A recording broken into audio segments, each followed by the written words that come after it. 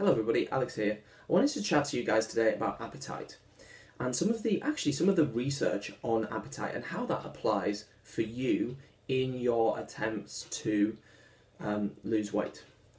Because this is something I see a lot of misconceptions and myths around, and it's something that I think we all build up beliefs, fears, concerns, I guess, about throughout our life for different reasons, as people tell us things about what will or won't make us hungry, or what will or won't happen in certain scenarios with our appetite.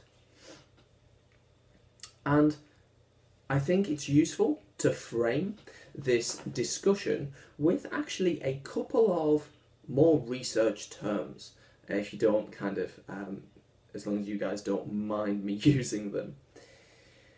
And they are what we call homeostatic and non-homeostatic.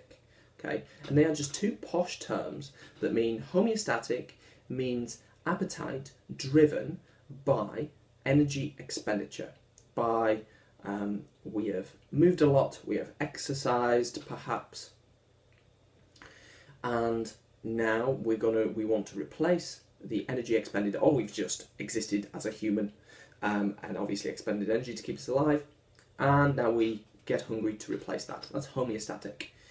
And non-homeostatic is all the other reasons we eat, where we might be eating for emotion, because of situation, because of the availability of food, because of the variety of food on offer, perhaps when we've gone to a buffet, and we all know how we all kind of respond to buffet. It might be the environment, the situation, our emotion, variety, the taste of food, how palatable it is. If something's very, very nice, we can typically feel more hungry and eat more of it. We've all experienced the moment in a restaurant where you're like, oh God, I'm so full. And then I don't want any more of this, and then the waiter comes and goes, would you like cake? And you're like, oh yes, pudding stomach just opened up. Okay, that's non-homeostatic appetite. And it's very, very easy in both these camps to build up beliefs around them. And I'll give you an example of this. One of the ones that I hear people talk about a lot is, oh, if I'm going to do any exercise, I must eat. My appetite will just go crazy if I exercise. And that's not always true, because on paper it might be true, but in practice, for you as an individual, figuring that out, if that theory applies to you in different situations, is key. Because otherwise you are eating because of a belief, you're actually eating non-homeostatically. You're eating for reasons other than actual hunger, or just because that's what you've been told will happen, and therefore it kind of becomes a little self-fulfilling prophecy, because most of the time, unless we have pretty extreme exercise, appetite won't change an awful huge amount, and it doesn't change very acutely a lot of the time. It's not like I do some exercise and then 5 minutes later, 10 minutes later, you are suddenly ravenously hungry. That's not how that theory plays out. It would happen over the course of a day, or even a course of a few days, and even then, that is a lot of the time relatively rare. It can happen, of course, and you've got to assess as an individual if that's the case for you. But yeah, it's not always the case.